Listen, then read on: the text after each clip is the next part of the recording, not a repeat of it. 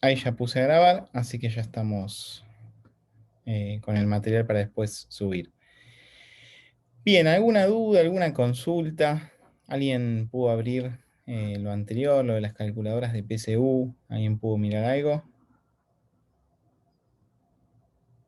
Yo abrí uno, el archivo que dijo que el que había dado en clase, pero como lo hago del celular, se me dificulta para, por ejemplo, ir haciendo la prueba de elegir los componentes Los para ir agregando componentes. al... Claro, sí, sí, bueno, sí, desde el celular se hace un poco más complicado. Yo no sé, por ahí la gente más joven, digo, Mauricio y Lautaro, los pongo como jóvenes, no sé, si hay alguna aplicación en Android de calculadora de PSU. Por ahí estuvieron todo el fin de semana buscando a Mauricio y Lautaro, no lo sé, pero No, habría que eso no, buscar. ¿No buscaron o no hay? no busqué en Android. Ah, bueno, en la Me Play vi la de Store, los links. en la Play Store se podría buscar alguna calculadora de PSU. Yo no tengo Android acá, pero a ver, entonces desde la aplicación es más sencillo, ¿no? Hola, buenas tardes. Marian, buenas tardes, Hola. ¿todo bien? Bueno, ¿Todo bien? si quieren como tarea no obligatoria, es una opción, buscar alguna aplicación. Estábamos hablando, Marian, que te uniste recién acerca de las calculadoras de PSU y una dificultad que nos comentaba Ana es que como lo hace del celular, se dificulta elegir las opciones desde el celular. Entonces yo lo que preguntaba, digo, por ahí alguien había buscado en el App Store en el Play Store de Android y hay alguna aplicación que ya lo tiene. Entonces es más fácil de manejar dentro de la aplicación. Así que si quieren después o ahora, mientras están en la clase, buscar No en. encontré una. ¿Sí hay? ¿Tenés forma de Sí, compartirla en el chat? no la puedo compartir por el WhatsApp. Bueno, compartirla por el WhatsApp y si quieren después la exploran, pero es una alternativa. Siempre cuando trabajamos desde el celular, hay una cosa que se denomina, ahora escribo en el chat, en las páginas web, se denomina así, responsive. ¿Sí? Cuando se hace una página web del tipo responsive, lo que sucede es que se puede ver tanto en una computadora como en un celular. Cuando la página web no es responsive, cuesta verlo desde el celular, ¿no? Así que bueno, esa es. Ahí se conectó Elena. Ahí estamos.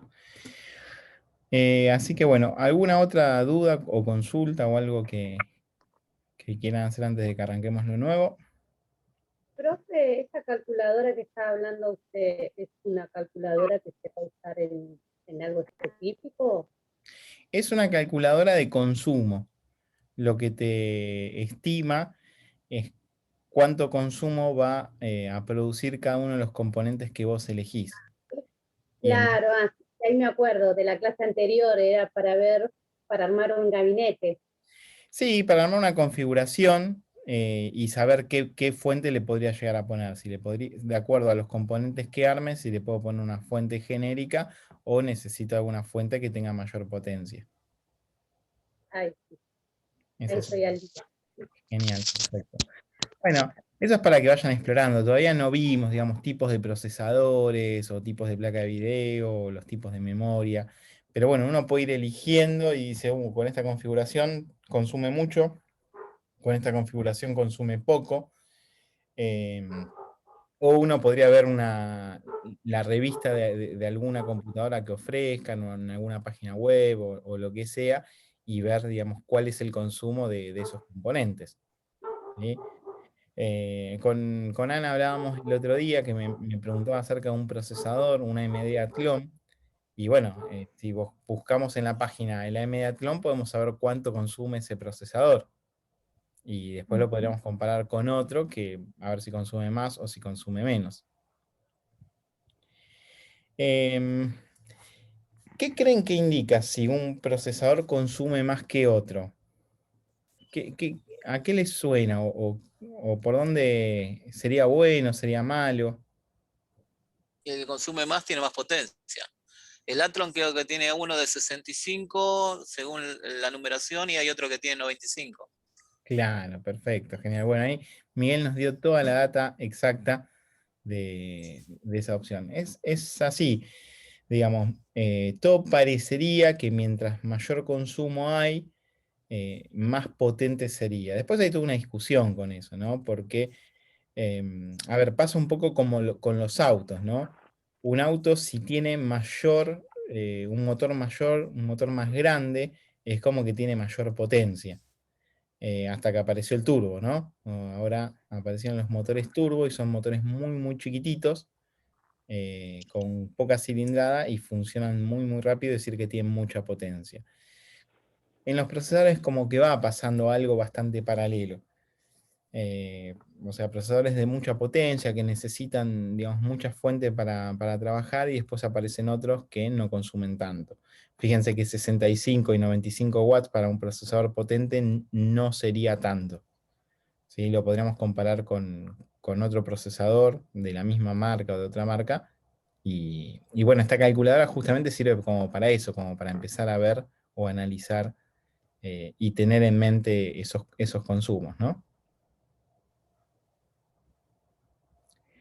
Eso sería más que nada para ir sabiendo qué cantidad, por ejemplo, la fuente que tenga X capacidad, por ejemplo, que habíamos visto, una de 500, Sí. y después ir comprando los componentes para que no exceda esa capacidad, para que el Esa, equipo funcione bien. esa sería una opción, o saber que si yo me compro componentes que exceden esa capacidad, voy a tener que sí o sí modificar la fuente. Ujú. O si a mí me entra un equipo para revisar y viene el usuario y me dice, no, este equipo se me reinicia, pero es todo nuevo, y vos mirás que es una fuente genérica y ya a ojo ves que tiene dispositivos que superan esa cantidad, bueno, con la calculadora lo puedes corroborar. Claro. Es como para tener un parámetro, ¿no? Empezar a saber dónde estamos parados. Bien, la idea de hoy es dividir en dos partes la clase. La primera parte es trabajar un poco acerca de lo que sería como el taller ideal o las herramientas ideales que podríamos llegar a tener en cuenta. Mencionar o conocer alguno de estos tipos de herramientas que vamos a comentar ahora en la clase. Y en la segunda parte les quiero mostrar una pequeña herramienta que tiene que ver justamente con un ensamblador virtual. Es decir, ¿qué pasaría si nosotros queremos justamente ensamblar una computadora y poner las partes, digamos, para que empiecen a funcionar? Y este simulador lo que va a hacer es justamente permitirnos hacer esa práctica de modo virtual, ¿no? Así que bueno, en esas dos partes vamos a distribuir la clase de hoy. Bueno, hasta acá, entonces podemos continuar sin inconvenientes, ¿no? Sí. Bien, genial. Bueno, yo Sí, les voy sí, a... ¿Cómo? sí, perfecto. Bien, genial. Yo les voy a compartir la pantalla para que ustedes visualicen. Denme un segundo. Y este documento que vamos a ir trabajando, yo se los voy a enviar también para que lo tengan disponible. Así que si no anotan algo o se pierden de algo, no se preocupen que también les va a llegar. ¿Están viendo mi pantalla o no? No, No, ahora. ahora está empezando a... Bien, Ahora sí. perfecto, genial. Bueno, vamos a trabajar con esto que tenemos acá. Vamos a ver si cerramos un poquito ahí. Y corremos acá. Bueno, básicamente esto sería como una nota digamos, un escrito un poco, no sé si tan informal, pero de una revista técnica que nos indicaría ciertas cuestiones a tener en cuenta con respecto al taller y con respecto a lo que va a ser el herramental, ¿sí? Siempre vuelvo a decir, esto es como ideal, lo que tendríamos que tener. Yo ya les dije que teniendo un tester y un destornillador, ya podríamos empezar a trabajar sin ningún tipo de inconvenientes, ¿no? Y después, a medida que vayan haciendo trabajos o que vayan haciendo cosas, ustedes se pueden ir equipando de distinto herramental. Bien, cuestiones a tener en cuenta siempre, siempre, siempre en el trabajo, que lo hablamos el otro día con respecto a la fuente de alimentación, tiene que ver con las medidas de seguridad eléctrica. Nosotros, si bien en la salida de las fuentes y en la salida de los cargadores de notebook, siempre vamos a estar trabajando con poco voltaje. ¿Cuál sería el máximo voltaje que trabajamos en la salida de una fuente? 2. 12 volts sería lo 12 máximo, volts. ¿sí? Y mencionamos que había algunos cargadores de notebook, ¿se acuerdan que estaban en 19,5, 20 volts? No Sí. tendríamos mayor voltaje que ese, entonces como que eso no sería riesgoso. Pero sí, todas las entradas van a ser a 220. Entonces, lo que es recomendable a ver, yo digo un taller y puede ser un cuarto, una pieza, digamos, un lugar que acondicionemos para trabajar, pero la idea es que ese lugar donde trabajemos esté al menos con una térmica que nos proteja, y con un disyuntor. ¿Sí? Eso sería como ideal para trabajar. ¿Sí? Entonces, lo que vamos a poner un poco acá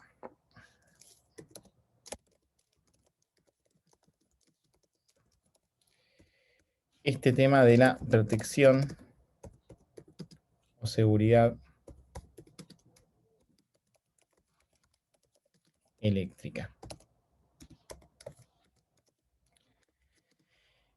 Bueno, esto habla un poco de lo que decíamos recién, ¿no? Una térmica y disyuntor, ¿sí? O sea, serían las dos cosas que nos está, o sea, que nos está pidiendo, además de lo que sería la puesta a tierra, y ahora vamos a hablar un poco acerca de lo que sería un matafuego. Entonces teníamos térmica y disyuntor.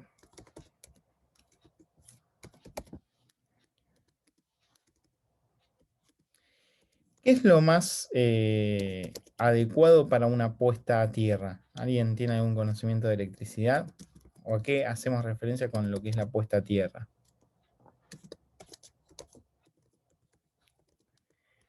Bueno, es lo que podemos ubicar como una jabalina. Vieron que la mayoría de los cables que vamos a enchufar nosotros tienen como 3 patas o 3 conectores.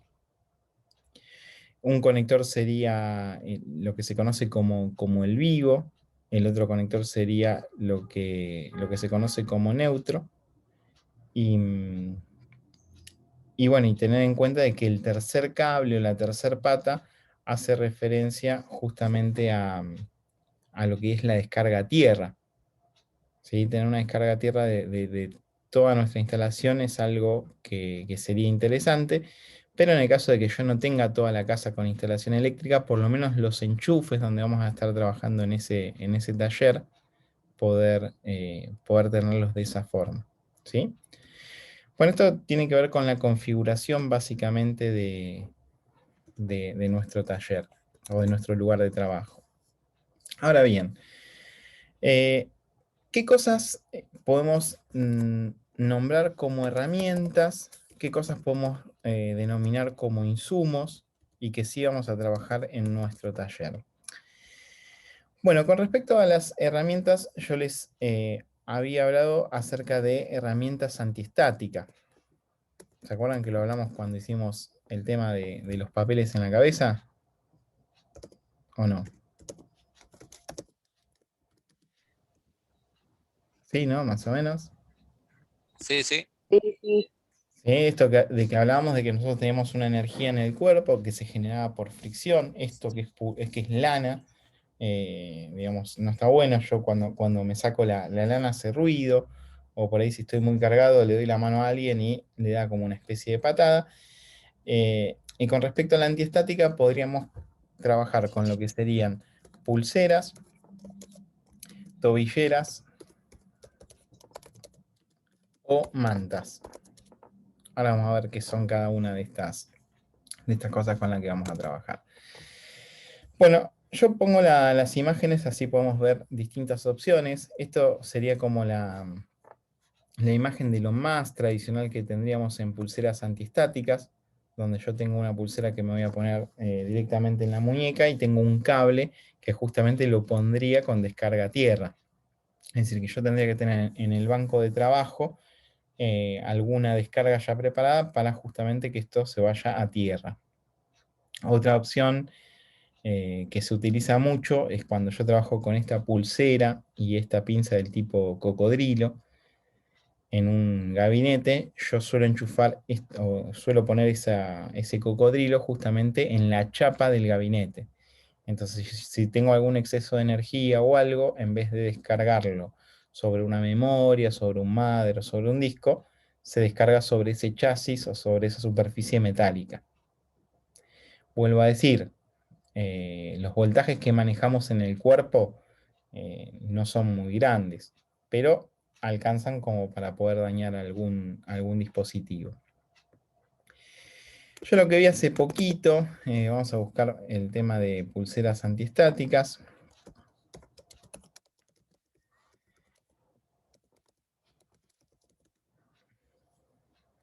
Bueno, esto como les decía son las pulseras como más tradicionales. Esperen que ponemos acá en imágenes, así podemos visualizarla mejor. Estas serían como las más tradicionales. Fíjense que yo lo que voy a hacer es colocarlas en la mano y esto lo voy a tener que agregar a algún tipo de descarga. Vi unas pulseras que no las probé, pero me parecieron interesantes. Bueno, acá esto es de otra marca, pero digamos cumple la misma función, que son estas. ¿Sí? No sé si en algún momento las vieron, Miguel, vos que buscas cosas en China a veces. Estas pulseras, fíjense que tienen la misma estructura o la misma forma que las que tienen cable, pero en vez de tener una descarga, tienen como un núcleo de ferrite o de metal adentro, y justamente todas las descargas irían ahí. Obviamente que si yo lo miro así a priori, parece muchísimo más cómodo, ¿no? O sea, si la visualizo así, parece muchísimo más cómodo. Lo que yo no sé es cuán efectivo es. Sí, eso no se los puedo asegurar y habría que, bueno, probar y esta sí es totalmente efectivo y siempre y cuando conectemos esto a una descarga, si no, no tiene mucho sentido tenerla. Después lo que podemos encontrar son las tobilleras antiestáticas, ¿sí? Que fíjense que tienen esta forma que podemos encontrar acá, ¿sí? Esto que tenemos ahí, como para descarga antiestática. No, esto no es. Esperen un segundo que no me suena a tobillera antiestática esto. Sí, esta sí. También tengo que hacer que descargue hacia algún lugar. ¿Sí? Es decir, que tengo que tener alguna puesta a tierra como para que descargue hacia algún lugar. Y lo otro que puedo encontrar son las mantas que se utilizan para desarmar dispositivos que tienen esa conformación, ¿no? O sea, algo como parecido a esto que tenemos acá, ¿no? Que es como de una goma, ¿ven? Que es totalmente flexible. Bueno, y tiene varias cosas interesantes, o sea, me permite tener lugares para los tornillos. Hay algunos tornillos que tienen una parte magnética para que no se caigan. Y yo puedo trabajar bastante cómodo y asegurarme que lo que esté poniendo ahí no va a tener estática. Sí, esa es como la otra opción que puedo llegar a encontrar. Y, o sea, todas las medidas, digamos, pueden ir juntas, salvo, bueno, tobillera y pulsera. Si tengo pulsera no usaría tobillera, pero esto es algo que se usa bastante y sobre todo para componentes más chiquitos. Placas de notebook o desarmar una notebook es bastante cómodo. No es cómodo para una PC de escritorio. Salvo para conectar el mother, sí. ¿Está bien? Sí, sí. Yo Bueno. lo que había hecho, Pablo, los guantes también. Los guantes Sí. es un poco cómodo. Sí. En algunas piezas son incómodas, pero si no, también es práctico. Acá. Sí. Los de látex, sí. También el guante de látex sirve como, digamos, o sea, como aislante más que nada, más que Aislante. estático. ¿sí? Sería un aislante y yo lo puedo trabajar. Yo en el caso de los guantes en realidad no los uso. Bueno, y después hay unos dedos, a ver, dedal antiestática, Dedal. ¿sí? Bueno, acá aparecen los guantes, pero son básicamente Ahí está. estos, ¿sí?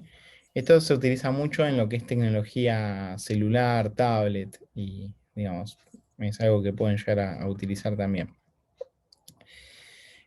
Son descartables, pero bueno, muchas veces se pueden reutilizar y justamente el objetivo es esto, tocar este tipo de componentes que son bastante sensibles, sobre todo los componentes de superficies, y no dañarlos con la energía del cuerpo, ¿sí? Fíjense que ahí aparece una memoria trabajada con esto. Pero bueno, sí, los guantes también. O sea, si uno se acostumbra a trabajar con guantes, es otra opción. Este no sería de nuestro, sería de otro menester, ¿no? Pero bueno, son opciones que podemos encontrar para trabajar más seguro, básicamente. Bien, ¿qué más tenemos? A ver, fíjense que, bueno, acá nos da como, o sea, como alguna imagen del taller recomendable, el tema de tener buena luz, de tener buena ventilación, lo que les comentaba en el matafuego, todo lo que sean zapatillas que sean de buena calidad, eso es bastante fundamental, que sean de buena calidad. El ambiente de trabajo, por lo general, traten de que esté limpio cuando ustedes vayan a desarmar un equipo, que no haya tornillos en la mesa, porque digamos, apoyamos algún componente o algo y hacemos una prueba en banco de trabajo y se puede llegar a dañar.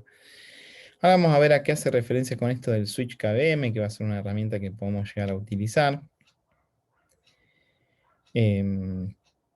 Y bueno, esto plantea cómo sería la habitación ideal. El tema de la refrigeración, si tenemos muchos equipos conectados, para que no recalienten, pero bueno, son detalles que se pueden llegar a tener en cuenta a la hora de armar el taller. Me interesa un poco trabajar acerca de las herramientas. ¿Qué es un switch KVM? ¿Alguien me escuchó en algún momento hablar de un switch KVM?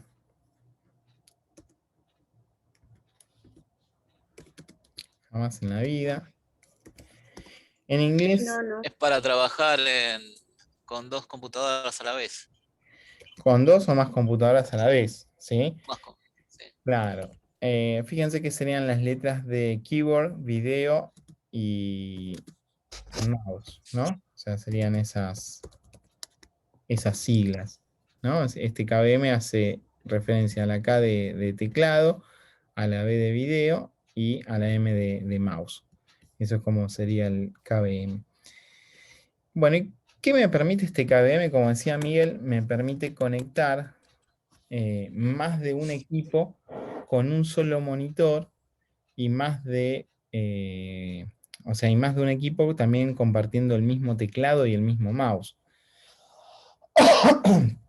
Yo no sé si escucharon que la gente que trabaja en sistemas no está del todo normal, ¿no? ¿Quién querría manejar 4 computadoras con un teclado y con un mouse? ¿A quién se le ocurriría? ¿Qué opinan ustedes? ¿Es necesario esto o lo están inventando para que compremos cosas? ¿En qué caso yo querría usar un solo monitor con muchas máquinas? En la minería, Pablo. Bueno, pero que no sea la minería, en nuestro trabajo de técnicos de computadoras o de instaladores y soportes de sistema informático. Bueno, Y vamos a ver. cargando el sistema operativo, Pablo. Si tengo Claro, que bueno, cargar varias, ya directamente lo hago claro, directamente de una sola vez. tal cual. Tengan en cuenta que una de las cosas que nosotros tenemos que en algún momento adquirir va a ser una computadora de escritorio que nos va a servir como máquina de trabajo, donde vamos a poder instalar software de detección de fallas, donde vamos a poder hacer distintas pruebas, donde algún disco de otra computadora lo vamos a poder conectar para recuperar información, traspasar información o lo que sea. Y básicamente podríamos denominar que podría llegar a ser nuestra PC número 1. Podría darse el caso de que alguien nos traiga una PC número 2 y que nos diga si por favor podemos instalarle el sistema operativo y obviamente que le vamos a decir que sí. Lo que pasa es que el proceso de instalar un sistema operativo a veces suele tardar unos minutos, ¿sí? O unos cuantos minutos, de acuerdo al equipo que sea.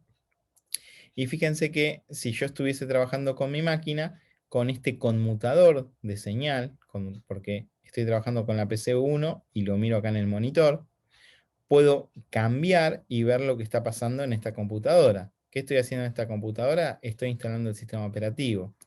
¿Cuál es el tiempo restante para terminar de instalar el sistema operativo? 45 minutos. ¿Qué hago 45 minutos? No puedo mirar el segundo tiempo de San Lorenzo porque está complicado. Entonces tengo que hacer otra cosa. Conecto una PC número 3. Esta PC número 3 lo que me pidieron o lo que me dicen es que tengo que recuperar información. Estoy recuperando información, tiene un montón de fotos, un montón de videos y me está indicando que va a tardar 2 horas y media. ¿Qué hago 2 horas y media? Bueno, tengo una PC número 4 que me piden instalar un antivirus. Y fíjense que mientras se instala el sistema operativo, se recupera información, podría estar instalando el antivirus y mientras se actualiza el antivirus puedo volver a mi computadora a trabajar, a hacer lo que necesite hacer. ¿Se entiende cuál sería la idea de esto? Sí. ¿Cuál sería la alternativa que tendría para trabajar con 4 máquinas a la vez? Una pregunta. ¿Y cómo harías para cambiar de PC a la otra? Bueno, yo lo tengo pegado allá arriba. El KVM lo que tiene es un pequeño botón, un pequeño switch. A ver, esperen que busquemos un KVM así vos lo ves mejor. Tiene un pequeño switch y si no, siempre hay una combinación de teclas que me permite cambiar de máquina. Por ejemplo, si vos apretás pausa 2 veces, te hace un beep, y si apretás 1, vas a la máquina 1, 2 a la máquina 2. A ver, mira, acá creo que se visualiza. Claro, ¿ves? Mira. ¿Ves que acá tenés como un pequeño botón?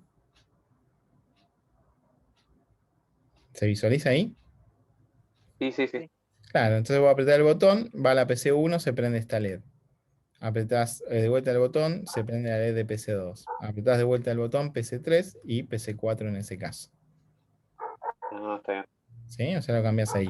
Y siempre tienen como, digamos, como un acceso directo desde el teclado, donde vos, por ejemplo, apretás 2 veces la tecla pausa o la tecla scroll y te hace un beep y te permite pasar a la 1, a la 2, a la 3 o a la 4. Fíjate que en este caso las conexiones son USB, ¿no? O sea, no tengo PS2 en el KVM. Hay otros KVM sí, que son así, que son PC2, ¿no? Como este, por ejemplo.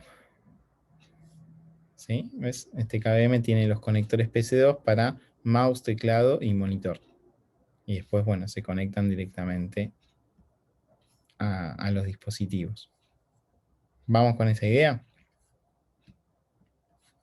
Acá tenemos Sí. otro modelo. Digamos, ¿es imprescindible tenerlo? Y la verdad es que no, o sea, uno podría prescindir de eso, pero es bastante útil y se utiliza muchísimo en laboratorios y en servicio técnico. Yo lo que les decía es que la alternativa a esto, sería que yo tenga 4 teclados, 4 mouse y 4 monitores y 4 escritorios. ¿Sí? O sea, para colocar todas esas cosas. Quizás las máquinas las puedo poner una al lado de la otra, ¿sí? Los gabinetes puedo ponerlo uno al lado del otro y contando con un solo escritorio, con un solo monitor, yo tengo un puesto de trabajo donde puedo ir adelantando cosas. Ese sería un poco el objetivo de este KVM. Bien. ¿Dudas hasta acá con esto? No. No, perfecto, genial. Bueno, después lo que vamos a encontrar con respecto a lo que son las herramientas de montaje, bueno, lo que hablamos hace un rato de la pulsera antiestática, y los distintos tipos de destornilladores que vamos a encontrar, ¿sí? Porque va a haber una cantidad importante de destornilladores que podemos llegar a encontrar. Cuando hablamos de destornilladores, tenemos que hablar básicamente de lo que serían las puntas, es decir, que vamos a tener destornilladores de punta plana, vamos a tener destornilladores de punta estrella, que son los que se conocen como destornilladores Phillips. Sí, eso sí los ubicaron, ¿no? Sí. Sí, sí. Bien, destornillador Phillips o destornillador de punta cruz, ¿sí? Sería exactamente lo mismo. ¿Qué pasa? Yo tengo como varias medidas de... O sea, esto es lo que sería como la punta cruz, ¿no? Del destornillador, ¿no? Que vamos a trabajar. Es el que creo que el más conocido que podemos encontrar. Yo tengo como distintas medidas. Bueno, voy a trabajar con las medidas que son más estándares para desarmar un gabinete común, pero en el caso de trabajar con notebooks, yo voy a tener que utilizar lo que son destornilladores de precisión. Es decir, un destornillador de precisión va a tener puntas como más pequeñas. Fíjense acá, por ejemplo, yo tengo como un pequeño kit, ¿sí? Fíjense en la parte de atrás como que me está indicando qué puntas puede llegar a tener. Y en el caso de las puntas Phillips que voy a tener puntas muy muy chiquititas, ¿sí? De 1,2, ahora se las voy a mostrar. Pero son de bastante precisión. Fíjense que esto podría ser una punta, ¿se visualiza ahí? Sí. ¿Sí? Una punta bastante finita. Siempre, obviamente que esto va a ser para desarmar alguna notebook o algún dispositivo mucho más chiquito, pero bueno, la idea es contar con ese tipo de destornilladores. En el caso de que sea plano también, puede ser que yo tenga el plano común, el que se usa con herramienta común, pero fíjense que tengo en este caso este destornillador plano. ¿Está bien? Es otro tipo de destornillador plano, es muy finito. ¿Se nota eso? Fíjense que si yo lo comparo con un plano común, ¿sí? Hay bastante diferencia, ¿no? Sí. Bastante Sí. diferencia. Bien. Bueno, son los únicos destornilladores que existen y los únicos destornilladores que vamos a utilizar, o las únicas puntas que vamos a utilizar, los planos y los Phillips. Bueno, lo cierto es que no. Nosotros tenemos también puntas que se denominan puntas Torx. Así. Las puntas Torx son unas puntas del tipo estrella. Fíjense. Bueno, acá justo tenemos las distintas medidas.